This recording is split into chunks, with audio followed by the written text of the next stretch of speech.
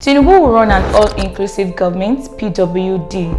Attacks on our facilities won't stop 2023 poll, INEC chairman. Amotekun recovers AK-47 rifles hidden in forest in Oyo State. ASO warns of new crisis. The presidential candidate of the All Progressive Congress, Bola Ahmed Tinubu, will run an all-inclusive and non-discriminatory government if elected in 2023. The declaration was made in Jos by Chief Ayuba Gofan, who is the Director of Mobilization, Directorate of Persons with Disabilities of the All Progressive Congress Presidential Campaign Council. Gofan, who is also the Executive Director of Beautiful Gate Handicapped People Center Jos, was reacting to recent comments credited to a chieftain of the opposition People's Democratic Party, referring to Tinubu as an handicapped person. He told newsmen that the derogatory comments by the PDP chieftain has some negative effect on people with disabilities across the country.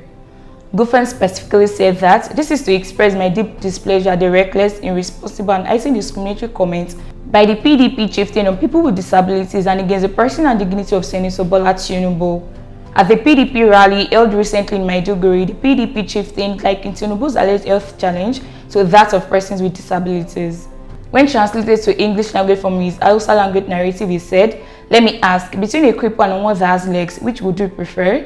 You are saying somebody that can't stand. Would you allow yourself to be deceived into voting a cripple? It is time for you to tell yourselves the truth and don't allow yourself to be deceived," he said.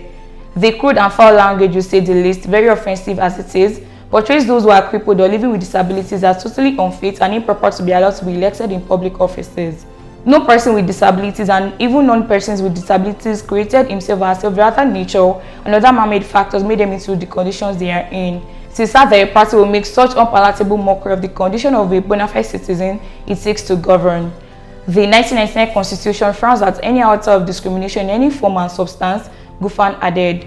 He stressed that such statement presented the PDP as a party that has crude hatred for persons with disabilities and unfit to be voted into any position in the country.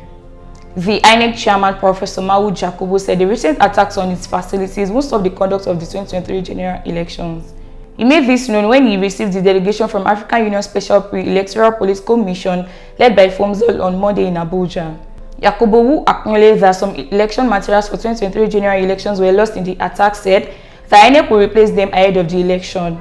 Jacobo said that the deployment of Bermuda Voter Accreditation System (BVAS) and the result viewing portal for voter accreditation and uploading of PU results on real time had come to stay. Jacobo said there was no going back on the deployment of these technologies because it was a requirement of the law, making it mandatory for INEC to do so.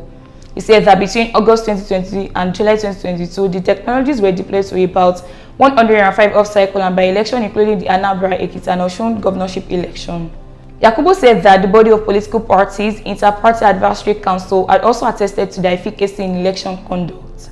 The Oyo State wing of the Southwest Security Network, Amotekun Corps, has recovered AK-47 rifles, military camouflage, and other items hidden in the forest in the state by suspected kidnappers.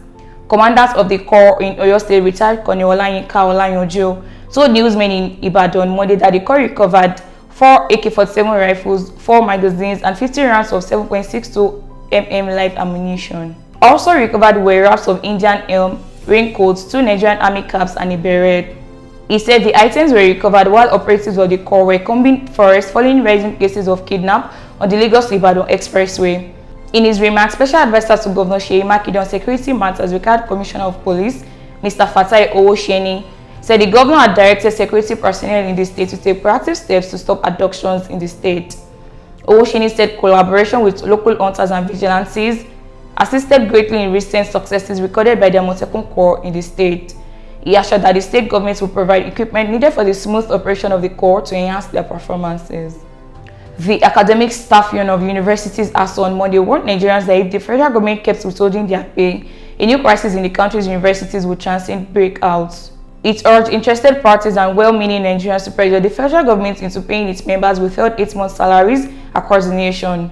The University of Ilorin ASO chairman Professor Moyosori Ajao raised the alarm at a special congress of the local branch held at the university's main auditorium on Monday.